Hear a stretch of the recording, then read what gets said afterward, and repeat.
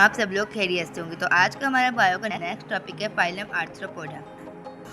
अभी ये जो आर्थ्रोपोड्स होते हैं ना, ये ऐसे ऑर्गेनिज्म होते हैं जिनकी बॉडी में जॉइंट्स पाए जाते हैं। आर्थ्रो का मतलब जॉइंट्स और पोडा का मतलब लेग। ये तमाम इन्वर्टेब्रेट्स कहते हैं इनको। अच्छा, दे आर फाउंड, ये तमाम हैबिटेट में होते हैं। कुछ टेरेस्ट्रियल मेंबर्स भी होते हैं जो उड़ सकते हैं। टेरेस्ट्रियल मेंबर यानी मैदानी इलाके जैसे हम लोग रहते हैं। अब इनकी बॉडी अरेंजमेंट की बात करें तो ये ट्रिप्लोब्लास्टिक होते हैं। इनके अंदर 3 लेयर्स पाई जाती हैं, ectoderm, endoderm and mesoderm. Bilateral symmetric होती है, यानी कि ये ऑर्गेनिज्म सिर्फ एक ही प्लेट में डिवाइड हो सकते हैं। प्रोटोस्टोम ऐसे ऑर्गेनिज्म जिनके अंदर माउस की डिपार्टमेंट पहले और बनिस्बत एनएस की डिपार्टमेंट। सिलोमेट्स वो ऑर्गेनिज्म जो सिलोम रखते हैं यानी कि कैविटी रखते हैं, उन्हें हम सिलोमेट्स कहते हैं।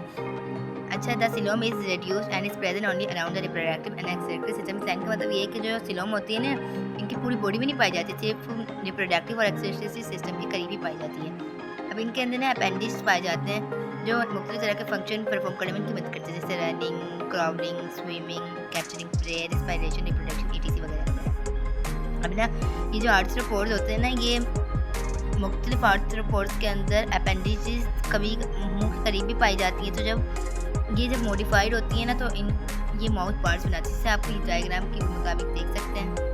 अगर आप इसकी डायग्राम देखें तो देखिए, ये जो इसके मुंह के करीब से निकल रहा है ना, ये इसको हम माउथ पार्ट्स कहते हैं।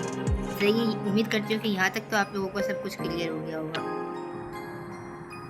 अच्छा, मैंने आपको डायग्राम के मुताबिक भी बता दिया है। तो अब इनकी जो बॉडी होती है वो सेगमेंटेड होती है, यानी पार्ट्स में डिवाइड होती है। बहुत से सेगमेंट्स फ्यूज होकर टैगमेटा बनाते हैं। टैगमेटा के अंदर हमारे पास हेड होता है, थोरक्स होता है, एब्डोमेन होता है। अब हमारे पास जो हेड होता है वो सर होता है, थोरक्स सीना को कहते हैं और एब्डोमेन पेट को कहते हैं।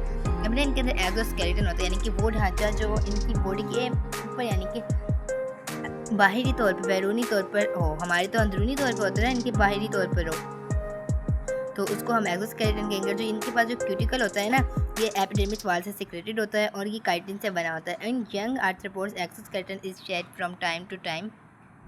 After sharing the exoskeleton the animal grows at a fast rate and then resecretes new exoskeleton. यहाँ पे वो कह रहा है कि जो मिसाल के तौर पर आप कछुए को ले लें, कछुए के ऊपर ना शेल लगा हुआ होता है। जब वो शेल नॉन लिविंग होता है ना, तो उस वजह से वो ग्रो नहीं कर पाता। वो उस शेल को पहले उतारता है, फिर उसके बाद ग्रो करके एक नया ऑर्गेनिज्म बनता है।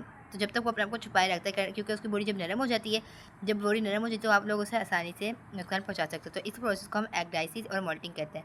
अब इनके अंदर सर्कुलेटरी सिस्टम जो होता है वो ओपन पाया जाता है, यानी कि यहाँ पर ब्लड जो ट्रांसपोर्ट होता है वो विदाउट ब्लड वेसल्स होता है, यानी कि वो लोग, यानी कि ये जो आर्थ्रोपोड्स होते हैं ना, इनके पास ओपन होता है। ये ब्लड को विदाउट ब्लड वेसल्स के ज़रिए पहुँचाते हैं, मतलब ऐसे ही पहुँचा देते हैं directly. Most of the time blood flows in haemocoel which is derived from an embryonic cavity called blastocoel. कुछ वक्त ऐसा आता है कि ब्लड हेमिसेल की वजह से फ्लो करना शुरू कर देता है। अब ये जो हेमिसेल होता है ना, ये हमारे पास डिराइव्ड होता है ब्लास्टोसियल से। ब्लास्टोसियल हमारे पास एम्ब्रियोनिक कैविटी होती है, यानी कि एम्ब्रियो में पाई जाती है।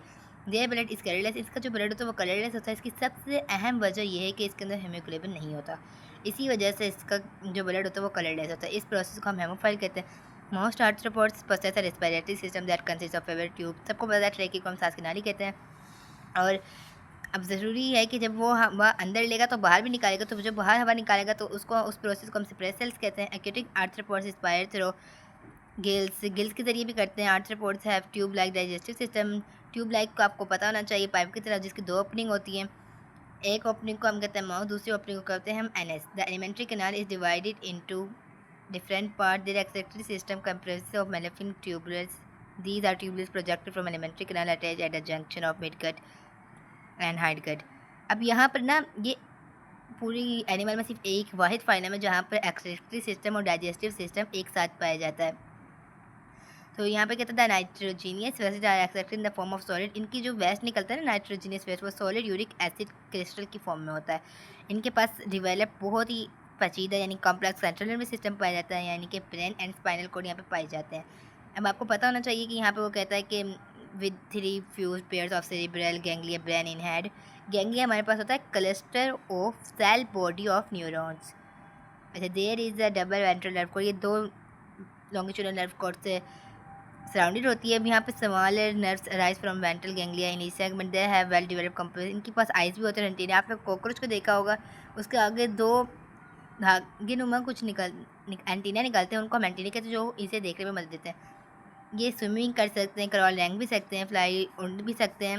दे आर यूनिसेक्सुअल, यानी कि इनके पास जो सेक्स पाए जाते हैं ना वो अलग अलग पाए जाते हैं। मेल का भी अलग पाए जाते हैं सेक्स और फीमेल के भी अलग पाए जाते हैं सेक्स।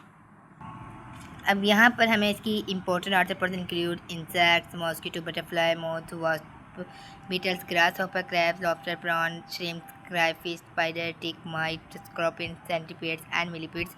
ये तमाम फाइलम आर्थ्रोपोड्स की हमारे पास एग्जाम्पल दे रखी है, यहाँ पे डायग्राम भी दे रखी है। अगर आप देखना चाहें तो आप देख सकते हैं। काफ़ी अच्छी बात है, आपको पता चल जाएगा। उम्मीद करती हूँ कि आज का टॉपिक आप लोगों को बिल्कुल अच्छी तरह समझ में आया होगा। इंशाल्लाह फिर मिलेंगे नेक्स्ट टॉपिक के साथ।